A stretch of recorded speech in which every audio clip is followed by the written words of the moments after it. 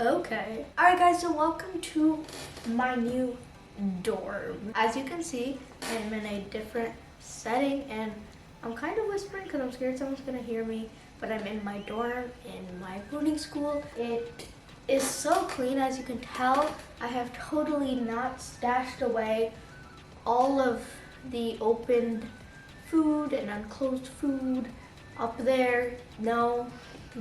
And I've totally not cropped it, so you cannot see what's on top, although you kind of can, so I'm exposing myself to film my first video in this kind of new setting. I was thinking of starting this new series where I basically just pick one bookish topic and I just ramble about it and see where it goes. I see the reader kind of does something like this, and I've also seen another YouTuber who is a basketball YouTuber do this. But you just start with the topic and then you just see where your words take you, like what you want to talk about, what you find interesting. It's not like a recommendations video, it's not like too performative.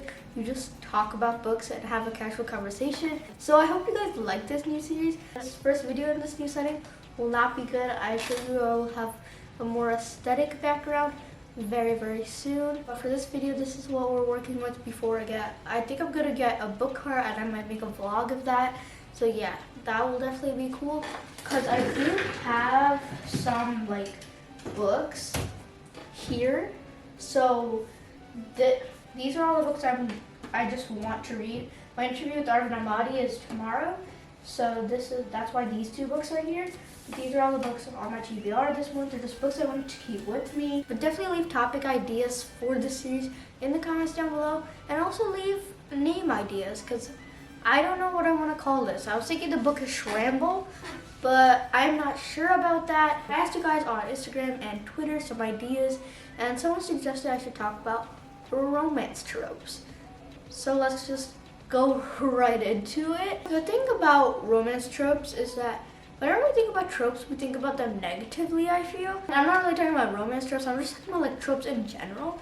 We don't really think about them in a positive way a lot of times, but tropes can be such good things. There's so many tropes I love. Enemies to lovers, just specific scenes that offset story. Like when these characters are partnered together for a group project or something and eventually end up falling in love.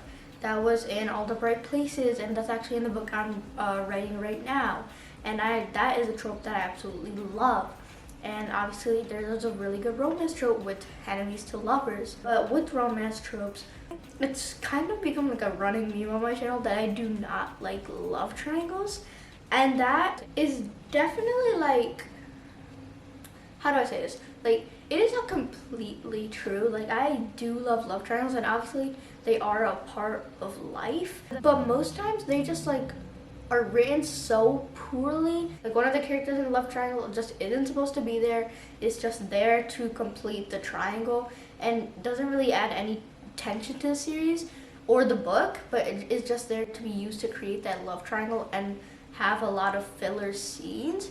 But really you do not care about where the love triangle goes. I have read a few good love triangles. I can't think of any off the top of my head, but I'm pretty sure Love, Hate, and Other Filters had a love triangle, and I really liked how that one was created. But yeah, with love triangles, they can definitely be executed well. I just feel like they aren't executed well in many areas or many books. I also want to talk about love at first sight.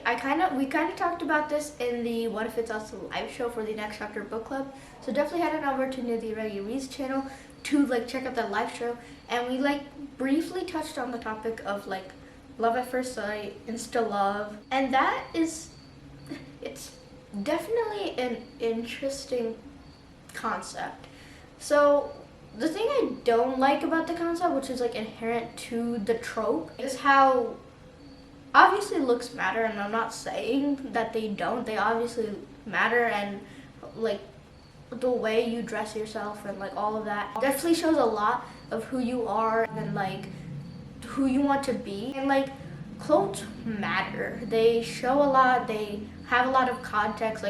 I would wear a different shirt just going to a birthday party than an interview.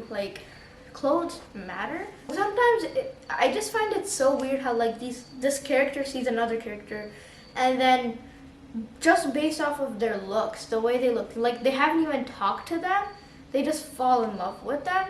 And like I get like it's looks, like it's love at first sight, but like the lengths people will go to fall in love with someone just because of their looks, it just doesn't make sense to me.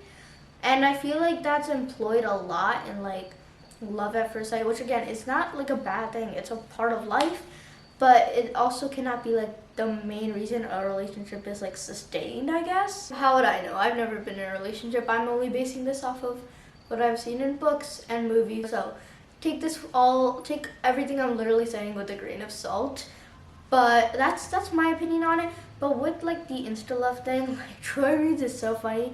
We were talking in the Next Chapter Book Club Twitter like group chat thing that we have. We were talking about the sun is also a star, which obviously has the Insta love trope because it's literally set in 24 hours, which is why I'm scared to read it, because if you do not know, like with everything, I loved it until the ending. I thought the writing was really good and that the characters were all right. So I'm just scared that the sun is also a star won't have a great ending, and that also like the Insta love, obviously it has Insta love, will not be good, and I won't enjoy the story because of that. But most people who have read it said they really enjoyed it and that the ending is way better than everything's ending, which definitely makes me really excited for it. Something also is that I feel like relationships take time. Like I like when I'm pretty sure it's called like a slow burn.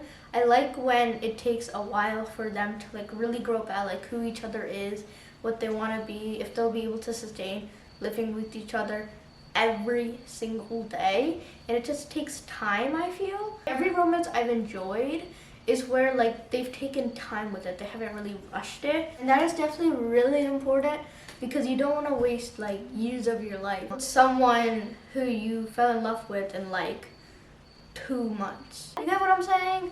So yeah, that is all I can think of off the top of my head with like romance tropes in general. I haven't read that many YA books. Like I've read 50, which is alright, but like there are so many YA books, and I just started reading YA books this year. So yeah, there's so many books I want to read in the future, but romance tropes are definitely like really interesting, I feel. And definitely leave your thoughts in the comments down below. It always depends on the execution and the writing. With anything, not just tropes, not just romance tropes. Like there will be books that have such creative ideas and the characters have a lot of potential, but the way like the story is executed or the ending or the way it's written just doesn't do it for me. And I've definitely seen that in so many places where like I'm so excited for a book and then like I just don't like one element of story of like, or like how the story goes, and I don't understand it, and that just knocks off the enjoyment level for me. And I just definitely hate when that happens. Which, let's segue over to anticipated releases, because oh my god, I made this video about anticipated releases, because I think I've made 2 videos on my anticipated releases for 2020. Don't quote me on that, but like I don't know, talking about anticipated releases, even though like those videos like they don't consistently do that good, I just love talking about my anticipated releases. Like I'm literally so excited for The Invisible Life of Addie Larue.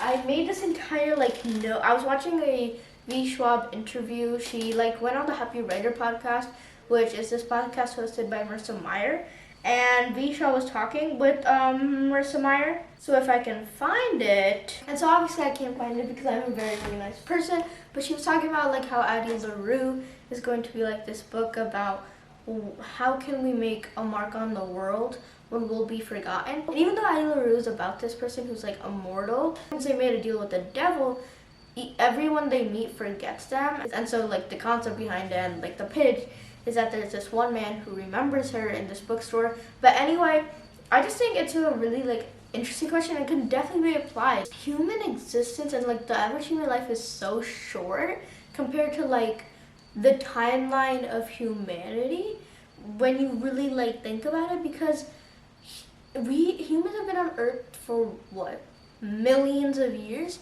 and we are only on Earth for what, 2%, not a very small percentage of that. if you even live like the average human lifespan, which is, I think it's like 80 or so years, which is definitely not a lot of times in like geological context. And so the question is like, how do you make your mark on the world when like it goes so fast and time just goes by so quickly? And I think that's actually the reason Addie Larue made that deal with the devil, because she lived so long and she didn't feel like she'd lived life to its fullest, and so that's why she just wanted to be immortal. But I feel like it's such an interesting question. At the end of the day, none of this will matter. Like the sun will blow up the earth and none of this will ever be remembered. Like the concept of remembrance might not even be a concept, but that's millions of years in the future. Nobody cares right now. Also, there are like millions of people, and I'm just going on tangent, I have no clue what I'm saying. It's like 9 o'clock at night. There are millions of people, and how are you going to leave your mark on the world when there are millions of people? And I guess you have to define for yourself like what that means. It doesn't have to mean develop a new software that revolutionizes human history. If you help one person, if you donate to charities, if you like, it just depends on what you consider is leaving your mark on the world. If that's contributing to a company, it doesn't even have to be monetary. It just, you have to define for yourself, and you have to make life meaningful for yourself. I've struggled like a lot with this, because really there is no inherent meaning to human life. Like, we're gonna die someday. There is no inherent meaning to it, but that also is like the beauty of it, because you can make that meaning for yourself, and you can determine what makes life meaningful for you, what you need to do to feel like you lived your life to the fullest. You don't have to be productive all the time. Take those days off, spend time with family, do what you're passionate about. And yeah, I do not know anything about life. I am not a philosopher. I am 13 years old. So again, take what I'm saying with grains of salt, because I definitely have not lived that much of life at all. But yeah, that's just what I wanted to say about that, because I've definitely struggled with these questions a lot, and reading books has helped me so much with that, because reading it both like creates empathy and improves your vocabulary and all that stuff, which is amazing, but it also like helps you think about so many important questions. But like there are also those books like What If It's Us that don't really have like important questions about death or religion. They're just fun, cute, contemporary books, and that's all they should be taken as. Every book can be enjoyed by someone in this world, and that's the beauty of it. Like Mad Men and Dangerous to Know, I've made a rant review on this book. I talk so much about how bad it is. Like there are definitely 5-star reviews of it on Goodreads. I can assure you that every book has 5-star reviews, and also some books just aren't for you. Like you have to realize if you didn't like that book, consider, and I definitely have to work on this, consider if like that book was made for you, if it was written for you, were you its target audience. So definitely put that in consideration when you are reviewing books. And again, I know nothing about anything. I might not even believe some of what I say in like 2 or so years, but that's just where I am. And oh my god, I have filmed for 20 minutes, and we started with romance tropes and ended up talking about death. So that's that. I also want to talk about YouTube for a bit, because with high school, I don't know like how much homework I'm going to get like in terms of hours. And I just really want to make this YouTube channel thrive, like successful, and just keep it going. I really have such a passion for this YouTube channel. I hope I can do it for my entire life, really. I love this channel so much, and the joy it brought me during quarantine. I just don't want it to become like a quarantine thing I did, like this childish thing where 13-year-old Sakroop started. I just want to continue it, and I don't know if that's like a childish dream or something, but I really want to.